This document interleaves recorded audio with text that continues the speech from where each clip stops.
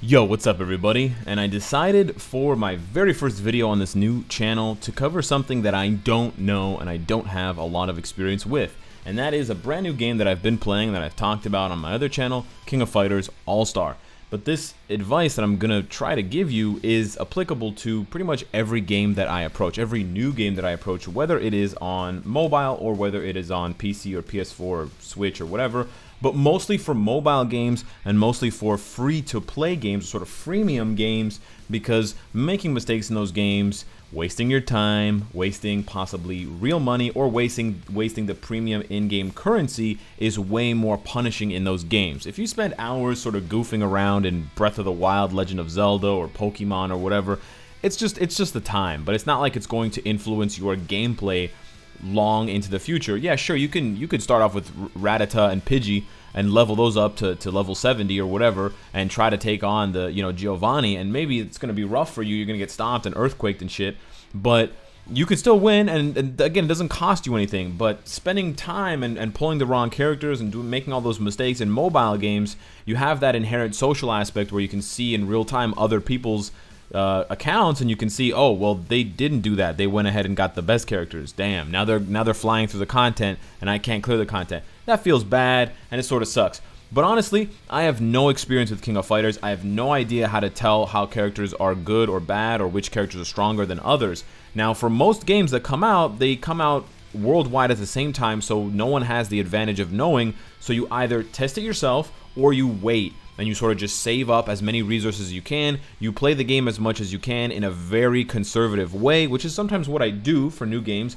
And then when someone else will do the testing for me or somehow get the information and post something somewhere, that's when I'll jump onto it.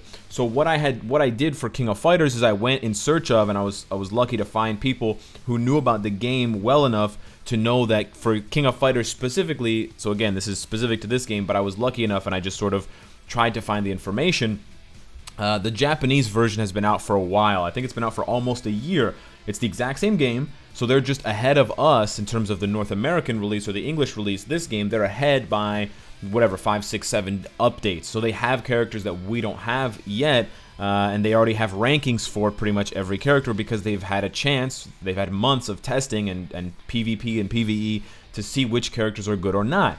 And this is the way that I approach the game. Not necessarily the way you need to approach the game, especially with a game like King of Fighters, especially with anime and this kind of stuff. You can definitely go ahead and just play for waifus. If you like your waifus either with boobies or with muscles, you can go ahead and just build a team that looks hot and looks cool, looks like Polnareff from JoJo. You can do whatever you want. But for me, the way I approach things, I want to be meta. I want to get the strongest team down. I want to hit the ground running. So I'm going to show you this website that I used. It's in Japanese, so you just got to right-click and translate to English, unless you speak Japanese, sugoi. And then it shows you all of the characters. Now, again, a lot of these characters are not going to be in the game yet because this is a Japanese version. So we don't have Terry Bogard R3, we don't have Ash Crimson yet, we don't have Mukai, we don't have Orochi. We do have this guy right here, Orochi Iori, who's called Trap for some reason. So he is in the game. He's in our game right now. So he is technically the highest ranked, or the highest evaluated character as far as this tier list goes, if you believe this tier list. Now, this tier list and this website has a lot of information. So when a website has this much information, when it's this detailed, when it's obviously had someone or a group of people putting a lot of work into it, that's my indication, sort of common sense, that they're probably right. Because if they were wrong, there would be, people saying that they were wrong, and there would be comments, there would be other indicators this wasn't correct. Maybe, images would be missing, names would be misspelled, and so on and so forth. But that isn't the case. They did such a thorough job that you can scroll all the way down and you can find goofy characters like Shelmy, like Halloween Shermie and stuff like that. So they've obviously put a lot of work into this, and I would trust them, and that's basically what I did. And so for those of you who are looking for sort of a starter's guide to King of Fighters, I'll tell you what I did. I looked at this list, and there's essentially two ways that you can go about it. You can either choose the highest ranked free character. In this case, it would probably be someone like Shermie, King 94, or Mai 95, or Shermie 97, Shelmy or Shermie 97.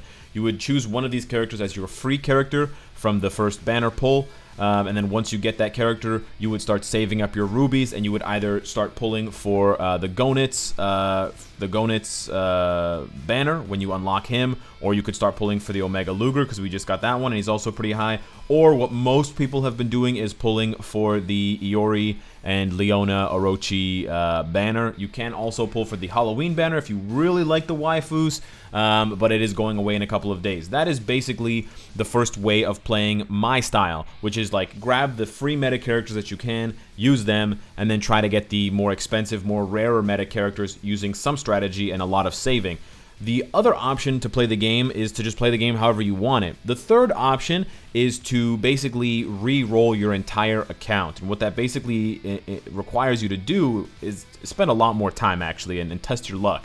But you basically make a dummy account, maybe choose a name that you're going to want long-term, but make an account, start the game, you choose whatever, Mai or Shermie or whatever, save up until you have enough rubies for 2 or 3 pulls, and then pull for the the rarest banner, which would be the Orochi, Leona, and Iori banner. And then from there, like this one right here, and then if you don't get either of them, you would basically just delete your account and make a new one and do the process all over again. That would be a way to sort of jumpstart you all the way up to catching up with players who have maybe spent a lot of money in game like me, or players who just got incredibly lucky. But this is obviously a really time-consuming thing to do, but it's a possibility with these kinds of games, and it can give you a leg up, especially if you're free to play, because you might never get lucky on your very first account, even if you save up thousands or tens of thousands of rubies, but you could get lucky at the beginning, and then that could snowball you into the future because these characters are going to be good for at least a year, and we know that from the Japanese tier list. Like, Iori's still at the top of the tier list, so he's in the top 5. So if you pull him now, in a year when they introduce Bogard and these guys, he'll still be really good. So that's the payoff, but of course it requires a lot of investment. Additionally, what I continue to do with these types of games, like King of Fighters and any other game that I approach, I'm playing Call of Duty Mobile as well, a little bit on the side, and I just don't know a lot about the game, so I'm going on different websites. I'm going on Discords, I'm going on Reddits, I'm going on Google, and I'm trying to find people who are smarter than me, who know more about the game than me, to learn from them. So in this case, there's a really, really good beginner's guide that I'm also going to link down below in the description, specifically for this game if you really like it. But again, this information is just a general thing that I try to use for all games that I want to invest my time into, because my time is worthwhile, by Dragoon Master. And Dragoon Master I'm lucky to have as well, I think, on my Discord. So you can join there if you want to talk to him personally, possibly. But he put together this really awesome beginner's guide, so huge props to him. You should read through it. I strongly recommend it. He talks about a lot of the same things that I mentioned, and he basically just puts everything that I said into better, more eloquent words. And then he gives you some amazing general tips for the game that you can carry for the next 6 months to a year of playing the game, if you don't get bored of it, if you don't put it down, if you don't get frustrated with your crappy banner pulls and sort of smash your phone or whatever. So absolutely check that out. But that is basically what I do. I'm kind of like a dog trying to sniff out the best clues that I can, and I keep going back and I keep sniffing, because the more information that I can get, the more knowledge that I can get, that'll make me better at the game. I'll make better choices, and also I won't feel as bad when I spend money and I get unlucky, because I know I'll still be making the right decisions long term in the big picture for my progress in the game. The last thing I want to hit you guys up with is this Google Play Points thing. And I want to tell you guys about this in case you spend money on just any kind of, I guess, App Store product. It doesn't necessarily have to be mobile games. It can be books, it can be movies, it can be other things like that. Right now it's only available in the US, so I don't want to get your hopes up too much, although this is a UK website. This is Pocket Gamer UK, or I guess it's pocketgamer.com. Anyways, it says UK over here. It says London over here. So yeah, the Google Play Points reward service is now live for the US. I had been sort of following this on the down low, because they had offered it to me. It had popped up one day when I was on the App Store. I guess I spend a lot of money in apps, kind of because of my job, and so they popped it up and they said, do you want to be part of this sort of beta program? And I said yes.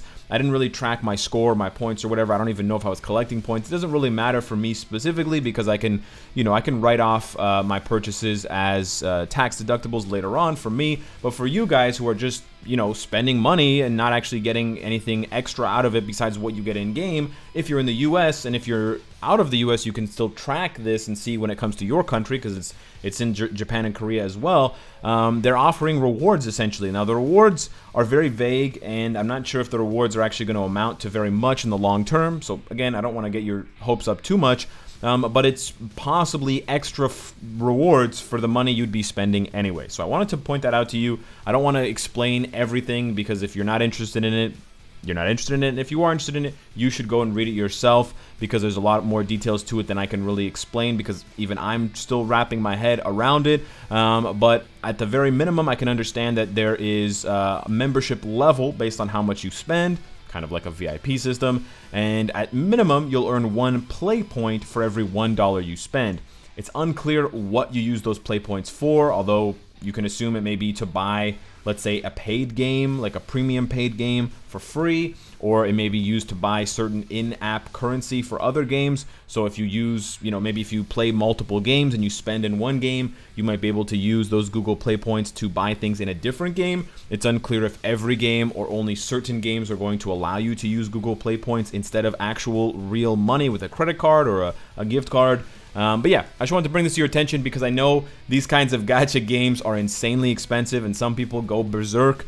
So any little bit that I can help you guys out with in terms of getting something back for your dollar, I should mention that to you, because it's important, and because you can get more and spend less, or spend the same and get more and feel less bad about it. So anyways, let me know what you guys think of King of Fighters. Let me know what you think of the tips. Shout out to Dragoon Master one more time. And yeah, hope you guys enjoy the waifu fighter simulator thing, this game. Hit me up with what you want to see next, maybe new games that are coming out that you want me to cover. Thank you so much for watching, and I will catch you in the next one. Take care.